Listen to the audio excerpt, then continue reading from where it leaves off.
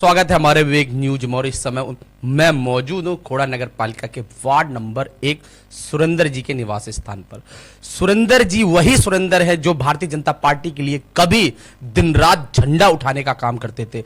Bharatiya Janata party के जाने कितने सभाओं में युवाओं के साथ कार्यक्रम में पहुंचकर कार्यक्रम का गौरव बढ़ाते थे, लेकिन आज भारतीय जनता पार्टी से सुरेंद्र जी को टिकट नहीं मिली। ये वार्ड नंबर 1 से निर्दलीय प्रत्याशी के रूप में क्षेत्र में आ गए। तो मैं पहले तो मुलाकात करवाता हूं, फिर मैं पूछता हूं आखिर क्या ऐसी विडंबना रही जो इनको चुनाव लड़ना पड़ा।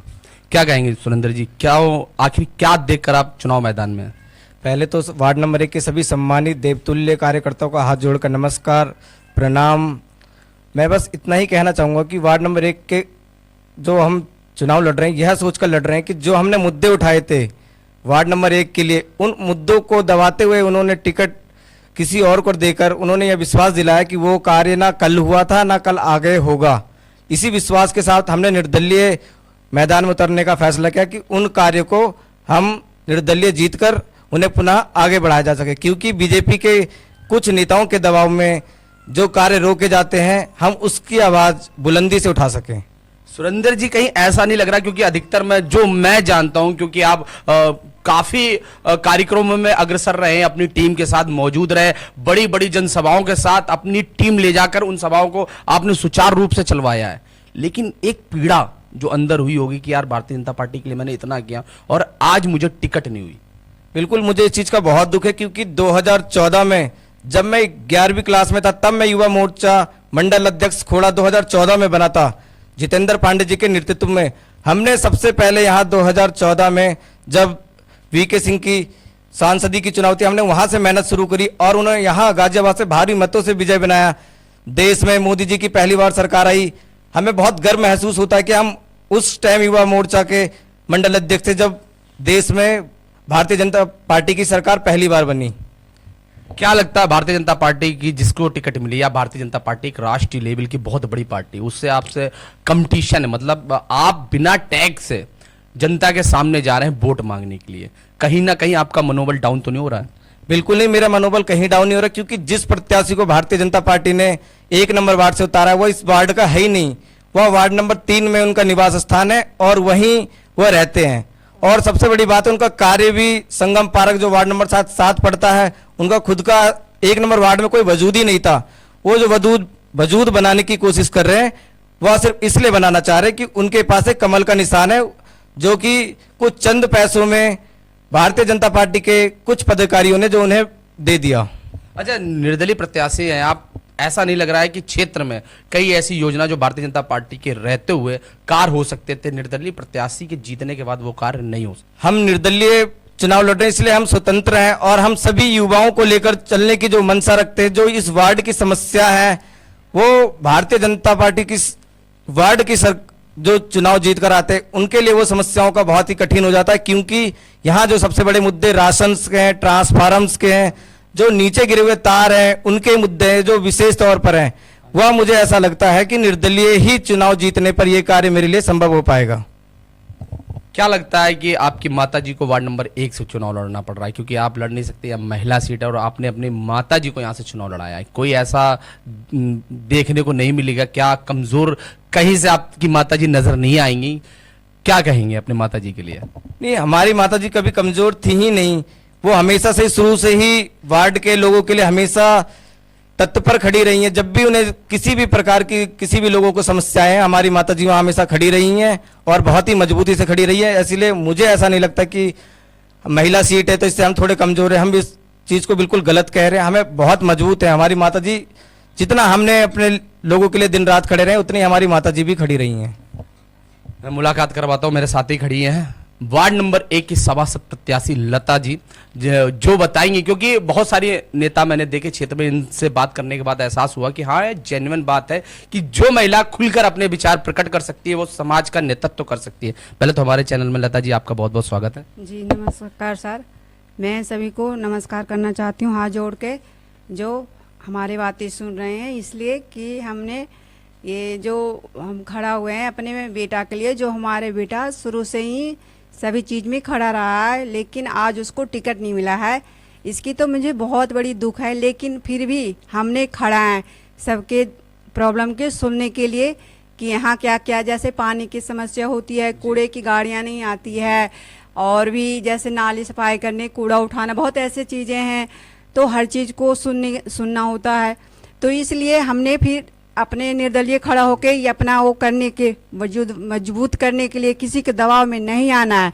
इसके लिए हमने निर्दलीय खड़ा हुए हैं कि हम अपने सभी क्षेत्रवासियों को वो कर सकते हैं। आपके लिए एक बात निकल रही है मेरे अंदर से कि हाँ, बेटे के सम्मान में माता जी आ गई मैदान में। बहुत अच्छा लग रहा है, आपके विचार भी अच्छे लगे कि जन समस्याओं को उजागर करने के लिए और अपना जो बेटा आपने काफी समय से भारतीय जनता पार्टी का झंडा बैनर उठाने का काम कर रहा था, आज निर्दलीय प्रत्याशी बनकर चुनाव लड़ रहा है। कहीं ना कहीं थोड़ा सा तकलीफ तो होती होगी। जी बहुत तकलीफ है सर। जैसे जिस दिन हमने सुना कि हमारे बेटा को टिकट नहीं मिला, उस दिन मुझे बहुत दुख हुआ और अभी भी दुख है।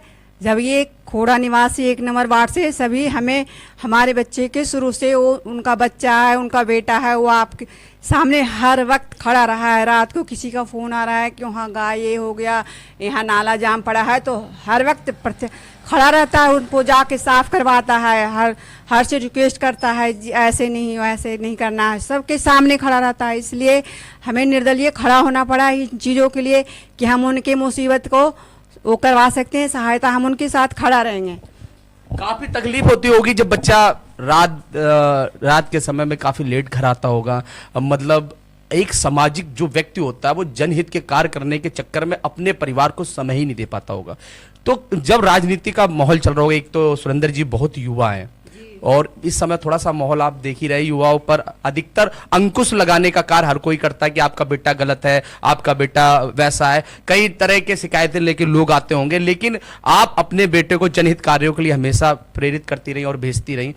कभी ऐसा एहसास नहीं हुआ कि आपका लड़का कहीं गलत रास्ता या गलत सिस्टम में न चला जाए? जी नहीं, ऐसा हो ही नहीं सकता। मेरा बेटा दूसरों के लिए, अपने घर के लिए चाहे वो नहीं करता होगा, लेकिन दूसरों के लिए वो 1 बजे रात के भी खड़ा होता है, बिल्कुल तट पे खड़ा। आप बाधा नहीं बनी कभी? जी नहीं, उसके लिए हमने कभी इसको बाधा नहीं बना। अगर हम कभी बाई चांस भी बोल देते हैं तब भी वो उस जगह जाना है, चाहे वो रात को 1 बज रहा होगा, 2 बज रहा होगा, कहीं जैसे जिनकी जैसे डेयरियां होती हैं तो वहाँ पानी की समस्या होती है, यहाँ पानी की बहुत ज़्यादा समस्या है, तो वहाँ पानी के टैंकर भेजना है तो एप्लीकेशन लगा के रात को फ़ोन करके नगर पालिका में हर जगह से वो उसने अपना वहाँ उस चीज़ों को उपलब्ध करवाता है कि यहाँ पानी नहीं है, कई दिनों जैसे भैंस के पानी नहीं मिलता है, हर चीज़ जैसे यहाँ की पानी नहीं है, बार बार बोरिंग खराब हो रही है, ऐसे ऐसे चीज़ों के लिए हर वक्त ये तट पर खड़ा होता है। इसलिए जब हमें टिकट नहीं मिली है तो इस चीज़ के हमें बहुत दुख है, बहुत ज़्यादा, कि जो हमारा बेटा इतना दिन से बीजेपी के साथ रहा, आज हमारे बेटा का टिकट नहीं मिला, इस चीज़ की मुझे बहुत दुख है, बहुत ज़्यादा। नहीं, राजनीति से हट के आए क्योंकि आपको अब जिम्मेदारी मिल गई है। आप वार्ड नंबर 1 की सभासद प्रत्याशी के रूप में मैदान में और चुनाव लड़ रही हैं। क्या अहम मुद्दे रहेंगे चुनाव को लेकर? जी अगर हम जीत जाएंगे सर तो हम गाड़ी की, जैसे हमारी गली में कूड़े की गाड़ी नहीं आती है तो हम कूड़े की गाड़ी लाएंगे, पानी का टैंकर, अभी जैसे पानी टैंकर से आ रहा है तो हम अपने आगे पीछे टैंकर खड़ा करवाएंगे, जैसे लेडीज वहाँ दूर से लाने जाती हैं। तो इस मुद्दों के हमें सामने लाना है कि हम अपने गलियों में गाड़ी के कूड़े की गाड़ी नहीं आती है तो कूड़े की गाड़ी लानी है, पानी की टैंकर लानी है, और जैसे लाइटें खराब हो जाती है और जो भी हमारे उसमें होती है, जैसे हम वार्ड मेंबर में जितने भी सुविधा होगा हम उसमें हर वक्त खड़ा रहेंगे, उनके साथ रहेंगे। सभासदी की जितनी भी जिम्मेदारी है वो उठाने के लिए लता जी तैयार हैं। और सुरेंद्र जी क्या कहना चाहेंगे हमारे चैनल के माध्यम से जनता को? मैं सभी सम्मानित वार्ड नंबर 1 के जनता से यही अपील करना चाहूँगा कि आने वाली 11 तारीख को हमारी माता दी श्री लता देवी जी को त्रिशूल के चुनाव चिन्ह पर वोट देकर भारी मतों से विजय बनाएं और आने वाले जो भविष्य के कार्य हैं वार्ड नंबर 1 के, जैसे हमने कार्य बताया, सबसे ज़्यादा जो दिक्कतें आने वाली है राशन की या बिजली के खंभों की, पानी की, नाली सफाई की, इन चीज़ों का ध्यान रखते हुए बस इतना ही अपील करूँगा कि आने वाली 11 तारीख को त्रिशूल के चुनाव चिन्ह के आगे बटन दबाकर या मोहर लगाकर भारी मतों से विजय बनाएं। भारी मतों से विजय बनाए। सुरेंद्र जी और वाकई में भारतीय जनता पार्टी के लिए बहुत अच्छे अच्छे कार्य किए। इनको कई जनसभाओं में मैंने देखा, एक टीम है इनके पास जो क्षेत्र में काम कर रही है। और लता जी जो वार्ड नंबर 1 की सभासद प्रत्याशी हैं, इनके विचार भी, मुझे नहीं लगता खोड़ा में इतनी अच्छी कोई महिला स्पीच दे सकती हो या इतने अच्छे वर्ड यूज कर सकी हो, तो मतलब मुझे लगता है ये फील्ड में रहती हैं और जनहित के कार्य करने में हमेशा अग्रसर रहती है। बहुत अच्छा लग रहा है ये माँ बेटे का जो प्रेम देखने को मिल रहा है कि बेटे के सम्मान में माँ आ गई मैदान में। इसी के साथ मैं अपनी बातों को समाप्त करता हूँ। कई ऐसे लोग हैं जो क्षेत्र में जो हमारे चैनल के माध्यम से अपनी बात रखना चाहते हैं और रख सकते हैं। जी चाहती हूँ अपने कि ये सुरेंद्र सोनू जो है आप लोगों का बच्चा है, वो बेटा है, आपके सामने बड़ा हुआ है, उनके समस्त में आप लोग सभी खड़े होके उनके त्रिशूल छाप पर आप लोग मोहर लगा के विजय बनाइए, ताकि आपकी हर समस्या का सुलझान हो सकता है। ऐसे कोई नहीं होगा जो आपके साथ खड़ा होगा जैसा एक सुरेंद्र जैसा बेटा है, जो हर वक्त कहीं से फोन आता है वहाँ तुरंत जाता है। तो आप लोग इसको पूरा प्यार दीजिए, सहयोग दीजिए, अपने हाथ रख दीजिए इसका सर पर, जाके आगे जाके ये आपके साथ खड़ा रहे हर वक्त। ये नहीं कि ये चीज वो चीज, ऐसा बहुत होती है राजनीति में कि ये वो जी नहीं, दूसरे के बहकावा में नहीं आना है। जैसे इसने पहले था ऐसी आज है और ऐसा ही कल रहेगा। वो हर वक्त आपकी समस्या में खड़ा मिलेगा आपको, कहीं भी आप इसको याद कीजिएगा वहाँ आपके तत्पर खड़ा रहेगा। आपको आप लोगों से भी निवेदन है कि आप हमारे जो त्रिशूल चिन्ह है उसी पर मोहर लगा के अपने बच्चों को प्यार दीजिए, अपना आशीर्वाद दीजिए। और इससे ज़्यादा मैं आपसे कुछ नहीं कहना चाहती हूँ। आप लोगों को हाथ जोड़ के नमन करती हूँ, नम्र निवेदन करती हूँ कि जय निवेदन कि आप अपने बेटा सुरेंद्र सोनू को अपना प्यार दे के भारी मतों से विजय बनाइए, ताकि आपकी समस्याओं के लिए हर पर खड़ा रहे, आपके साथ रहे। जी अब नहीं, ये नेता बन चुका है क्योंकि माँ का इतना आशीर्वाद मिल रहा है, तो नेता में कोई मेरे हिसाब से तो कोई कमी नहीं है।